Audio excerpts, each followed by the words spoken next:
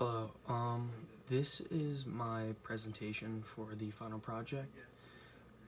With this presentation, there was also a written report, which has been used for the slideshow.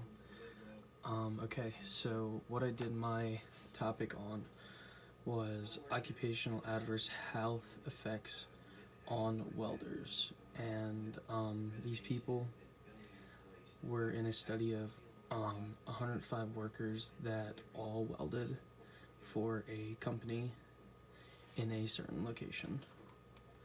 And this is created by me, of course. So my first slide's gonna be about basically the abstract / the summary. The overall objective of the study was to find the adverse health effects on welders in the city of Delhi. This study was entitled as a cross-sectional study. By doing the study, there were amongst 106 workers that were tested for these adverse health effects. Data has been collected by a questionnaire for socio-demographic profile, medical history, and each hazard exposure. I want to comment on that. So basically, what they did in this study was they asked them a bunch of questions that were outside of the work zone. For example, like their living qualities, how many people live there, basically if they have any health effects, like problems. For example, asthma maybe could be a health effect,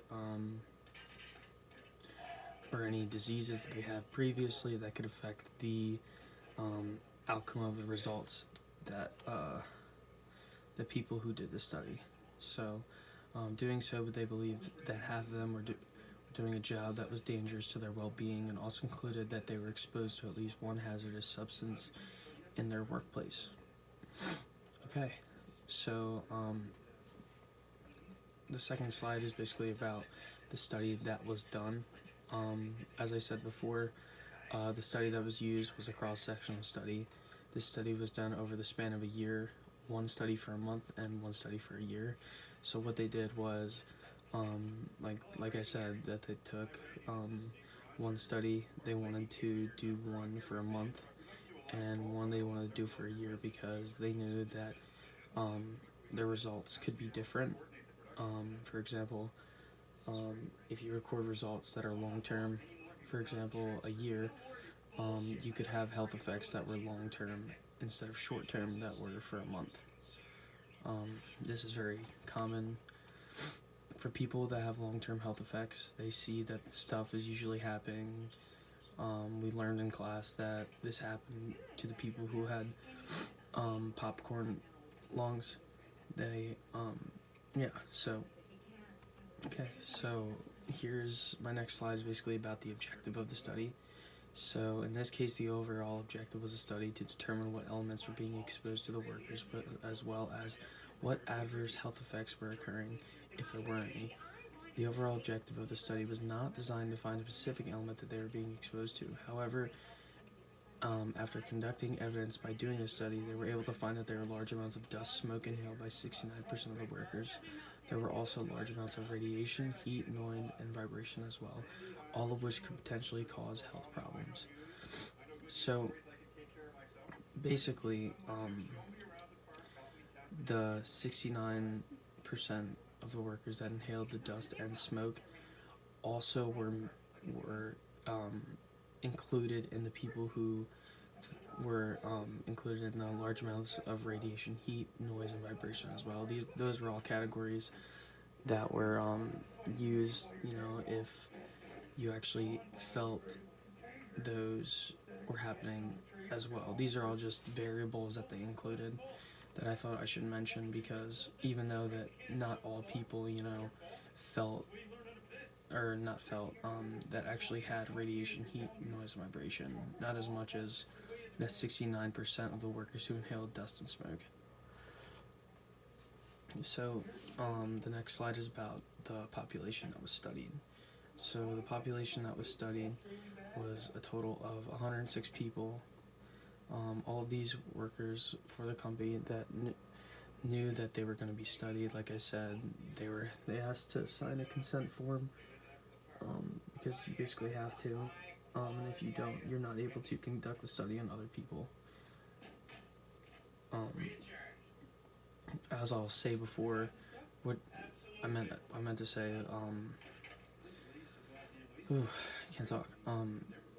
What I'm going to say in the future and also in my paper is I talk about how that in the study there should have been more than 106 people, because you're more likely to believe and understand results that include more people, because 106 people, if you look at the broad scale of things, is really not that many people.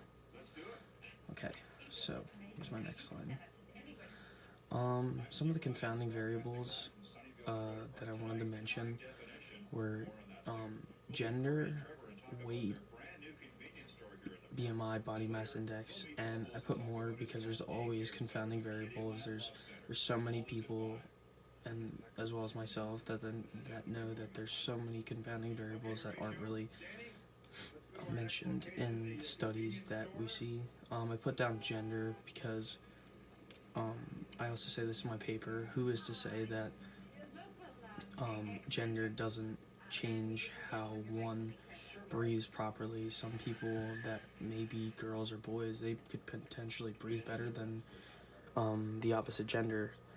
And I also talk about weight, BMI, too, because this variable wasn't found in the study. They only put down their work experience, and